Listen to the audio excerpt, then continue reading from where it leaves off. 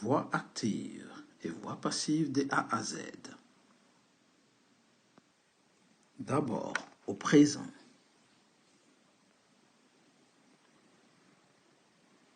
Voix active. Marie mange une pomme.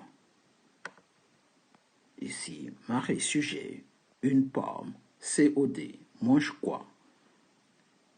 Une pomme est mangée par Marie. Donc ici, le be prend le temps dans la voix passive, le temps du verbe de la voix active. Donc si le be mange est au présent, le be reste aussi au présent. Une pomme est mangée, le est au présent, plus participe passé. En anglais, ça donne Mary eats an apple. An apple is eaten by Mary. Le is est au présent, donc il fait comme le eat qui est au présent, plus le participe passé qui est eaten. On passe au passé. Prétérit. Marie a mangé une pomme. Une pomme a été mangée. Donc le be va au passé composé, c'est-à-dire le prétérit du verbe.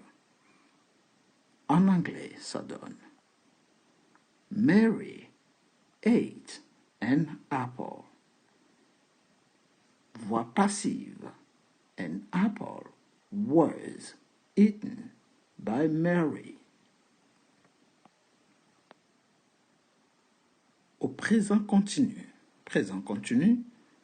Marie est en train de manger une pomme. Une pomme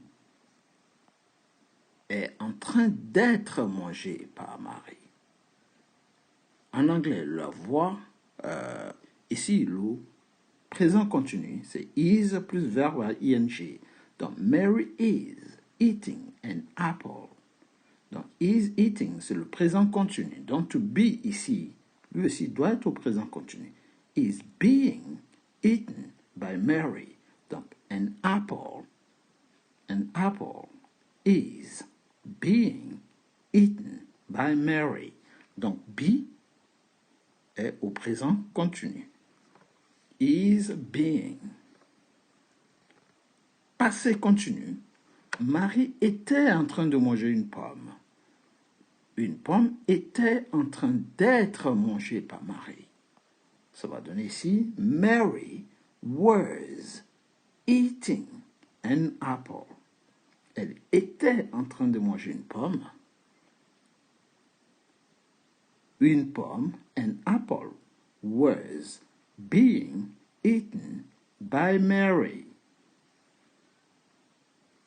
Present perfect. Marie a mangé une pomme. Une pomme a été mangée par Marie. Donc le present perfect ici ressemble au passé composé ici. C'est la même chose. Sauf que en anglais, c'est différent. Present perfect ici, on met has. Donc Mary has eaten an apple. An apple has been eaten by Mary. Donc le be au present perfect dans la voix passive. Past perfect, il faut mettre le be dans la voix passive au past perfect. Donc ça va donner Marie avait mangé une pomme. Donc avait mangé une pomme. Une pomme avait été mangée par Marie.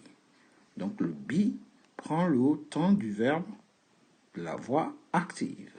Si le verbe de la voix active est au plus que parfait, le be reste ici au plus que parfait. C'est la même chose en anglais. Mary had eaten an apple. An apple had been eaten by Mary. Il faut toujours respecter la concordance des temps.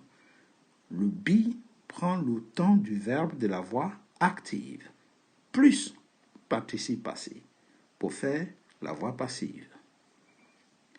Futur simple. Be doit être au futur, dans la voix passive. Ça va donner Marie mangera une pomme. Une pomme sera mangée par Marie. Donc Marie mangera, le futur. Mary will eat an apple.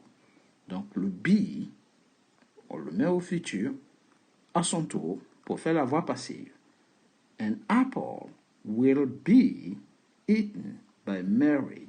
Une pomme sera mangée par Marie. Le futur proche. Marie va manger une pomme. Une pomme va être mangée par Marie. En anglais, ça donne ceci. Mary is going to eat an apple. An apple is going to be eaten by Mary. Le be, pareil, se met aussi à la voix, au futur proche. Is going to be. Futur antérieur. Marie mangera une pomme. Voix passive. Une pomme aura été mangée par Marie.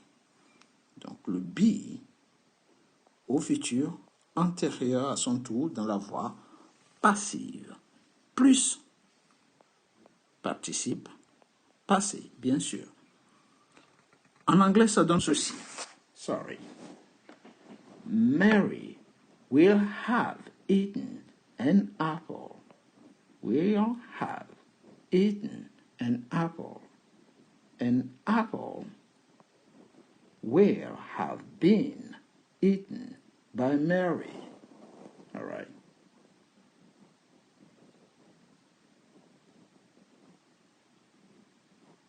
On va passer au modal ici. La voix passive avec un modal.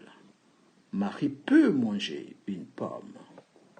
Une pomme peut être mangée par Marie. Peut-être mangée par Marie. Mary, en anglais, Mary can eat an apple. Voix passive. An apple can be eaten by Mary. On fait la voix passive avec must. Donc ici, je reviens en arrière. La voix passive se fait avec can, be. Ici, la voix passive va se faire avec must, be. Donc, Marie doit manger. Mary must eat an apple. Une pomme doit être mangée par Marie. An apple must be eaten by Mary. Doit être mangé. Must be eaten. On fait le modal passif avec should. Donc, tous les modaux fonctionnent de la même façon. Alright? Ici, Mary devrait avoir mangé une pomme. Le modal perfect. Donc, devrait avoir mangé une pomme. Une pomme devrait avoir été mangée par Mary. Si on faisait le modal juste avec should, on aurait retiré avoir. Devrait manger. Should eat, sorry, not should eat. Should eat. Donc, Mary should have eaten an apple. An apple should have been eaten by Mary. Et les deux dernières, doit, have to, ici l'infinitive, avec have to. Have to. All right, plus be. So, an apple has to be eaten by Mary. Une pomme doit être mangée par Mary. Donc, Mary doit manger une pomme. Une pomme doit être mangée par Mary. Et pour finir, Mary pourrait, donc ici avec could, pourrait manger une pomme. Une pomme pourrait être mangée par Mary. Donc, Mary could eat an apple. An apple could be eaten by Mary. C'était l'ensemble des voix actives et voix passives. Donc, pour maîtriser la voix active et la voix passive, il faut suivre ce tableau et se focaliser sur to be. Le to be doit être exactement dans la voix passive. Au même temps, il doit être au même temps que le verbe de la voix active. Et il faut toujours rajouter le participe passé. Même fonctionnement en anglais. Chaque fois, le participe passé vient après le to be, le verbe être. N'hésitez pas à vous abonner pour ne rater aucune vidéo. C'était English Hello sur YouTube. Take it easy and see you next time.